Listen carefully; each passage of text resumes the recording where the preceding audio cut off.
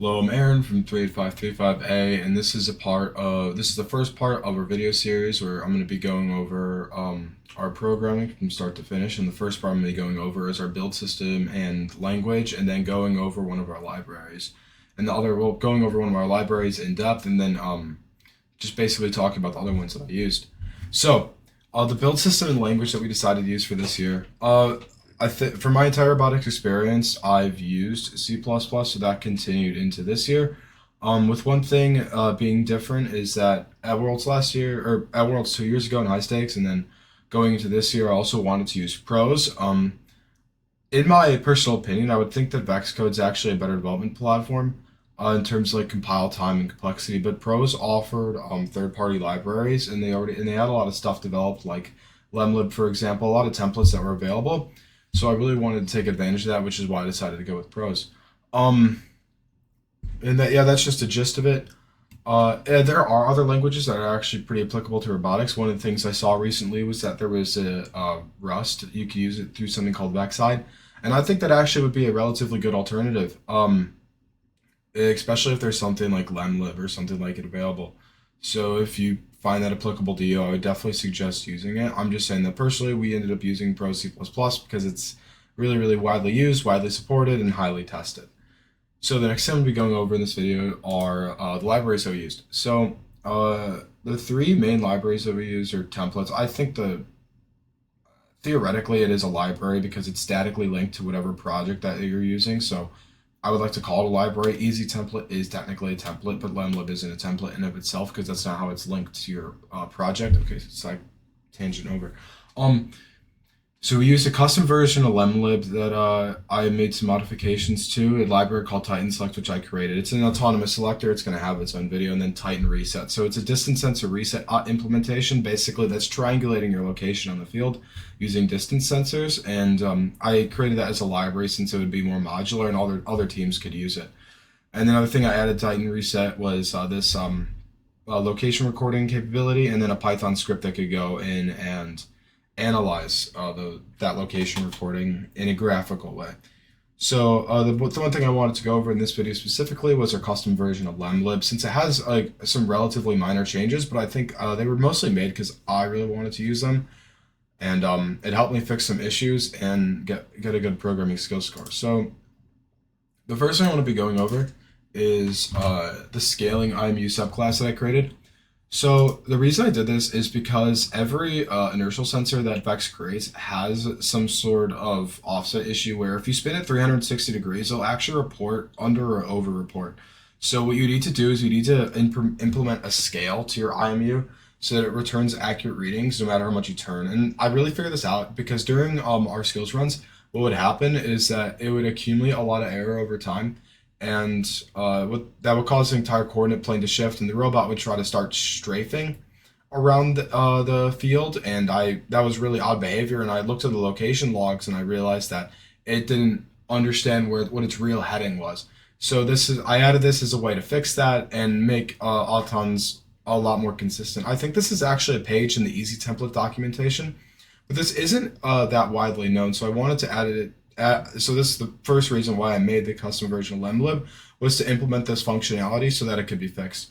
The way that I did this specifically was I made a subclass, the IMU, and since lemlib contains a reference to your IMU, when it calls a subclass, it's going to call the overridden function, which it implements right here, and then it'll be able to call this method with a scale. So you can just give it the reference to this subclass, and it'll take it and call the right method accordingly.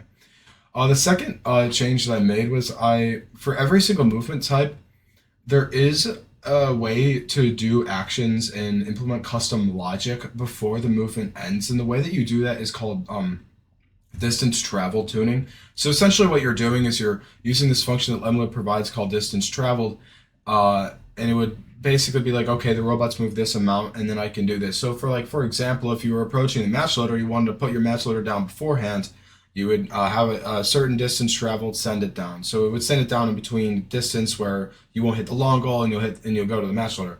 I didn't really like that type of tuning, and I thought it was kind of redundant. So what I decided to do is I implemented this thing called the early lambda. I don't think that's an amazing name, but it works. So basically, all the early lambda it operates very similar to early exit range, where it executes a function asynchronously whenever it encounters a certain distance. So I think turn to point would be a bad example, but I'll use hold on into motions. So for example, move to pose. Uh, Here I'll give a little maybe move to point. I think since that movement's simpler, it's easier to show how it works. So it operates the same way as early exit range kind of works, where if the distance to the target is less, of course, than the early lambda range, which is range in inches from the end of your target, it's gonna and of course that your early lambda isn't null. That's basically just a null check to make sure that you actually implemented it, so it doesn't try to run a function that doesn't exist. But it's going to asynchronously run your function that you provide. It's a void signature, so you can't really have any custom parameters, but you can include stuff in the capture list, of course, with it being a lambda, so it automatically resolves those linkages. And then it just runs it once, and then it continues going. So basically, the reason I wanted to do this was because it provided a better syntax when you were like making a movement and having it go do something. I preferred that type of syntax over the distance travel tuning. Also because it's more intuitive. It's a lot easier to gauge how far away you are from something than how far you've traveled, especially.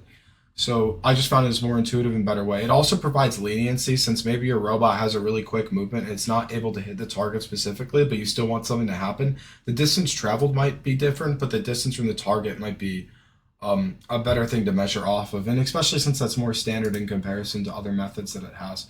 So a usage for that would be, let's say like this move to point thing right here. So I don't know exactly where these coordinates are, but it's kind of like whatever. Let's say your early exit range is 2.5 inches, but that's not really important. But basically what I'm going to do is I'm going to set the early lambda range to, like, let's say 6 inches. So basically when the robot's within 6 inches, it's going to run the early lambda. So what that looks like is, let's see if I can get this right on the first try. Yeah, so basically like something like this. So this is going to be a function within your template parameters, and the way that lambdas work is they're actually stored as function pointers, so like the sizing won't matter. But let's just say like I had like a certain object, like let's say I had, the controller object, for example. Like if it's in a certain place, I can include the controller object in our capture list of the lambda, and I'll be able to, variable static source circulation. Oh yeah, because it's irrelevant. Oh, whatever.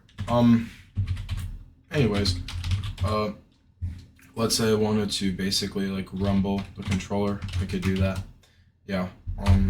Obviously this can be extended with more like different functionality. Like let's say you want to do something on your robot before it ended a certain movement, or even if you wanted to use it in some sort of a motion chain, you could do that, where you could like call like chassis dot like end movement.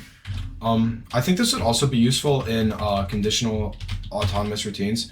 What a conditional autonomous routine is basically like, in a way, like you're telling the robot to do something else based on someone else's movement. I know teams like Ocom's Chainsaw had one where if they had scored a long goal, they used a sensor and they would go and do something else with their auton, since it wasn't feasible to have 2 goals at once.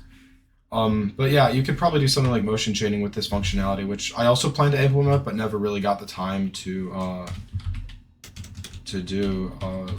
You could do like end motion, you could start something else. So technically that would be a cool motion chaining behavior that you could do if you really wanted to. But yeah, that's the 2 main changes that I made to lemlib, and that was just on my personal dictation, just because those are things that I wanted to implement personally.